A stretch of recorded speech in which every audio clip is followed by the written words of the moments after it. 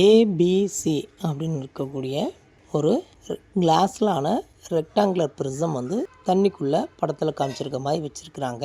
அதனுடைய refractive index வந்து 1.5, வாட்டரோட ரெஃப்ராக்டிவ் இண்டெக்ஸ் வந்து 4/3. அப்படி இருக்கும்போது லைட் ரே வந்து ஏபிக்கு வந்து நார்மலில், அதாவது 90 டிகிரியில் ஃபால் ஆகி அது வந்து பிசின்ற பகுதியை வந்து தொடுது. அப்படி தொடும்போது பிசி வழியாகவே ஃபுல்லாக வந்து ரிஃப்ளெக்ஷன் ஆகணும்னு சொன்னாக்க என்ன கண்டிஷன்னு கேட்டிருக்கிறாங்க.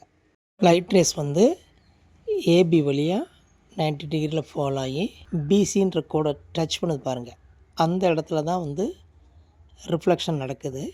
ஆகவே வந்து நம்ம வந்து இன்சிடெண்ட் ஆங்கிள் வந்து பிசியிலேருந்து எடுக்கணும்.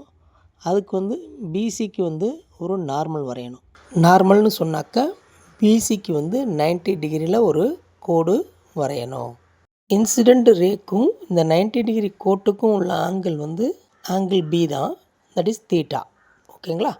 அதே மாதிரி ரிஃப்ளெக்டட் ரே பிசி வழியாகவே போகுது அப்படின்னு அவங்க சொல்லியிருக்கிறதுனால அந்த ரேக்கும் ரிஃப்ளெக்டட் ரேக்கும் நார்மலுக்கும் உள்ள ஆங்கிள் வந்து 90 டிகிரி. இன்சிடெண்ட் ஆங்கிள் வந்து தீட்டா, ரிஃப்ளெக்டட் ஆங்கிள் வந்து 90 degree.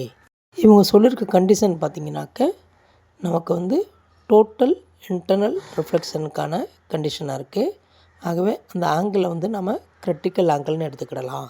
According to Snell's law வந்து mu glass sine i equal to mu water sine R.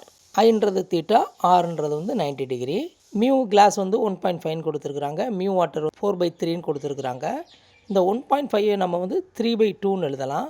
அப்போ ரீஅரேஞ்ச் பண்ணி கொண்டு வந்தோம்னா சைன் தீட்டா ஈக்குவல் டு 8/9 வருது. அப்போ option A is the correct answer. Total internal reflection நடக்கிறதுக்கு sine theta greater than or equal to 8/9 இருக்கணும். Option A is correct answer.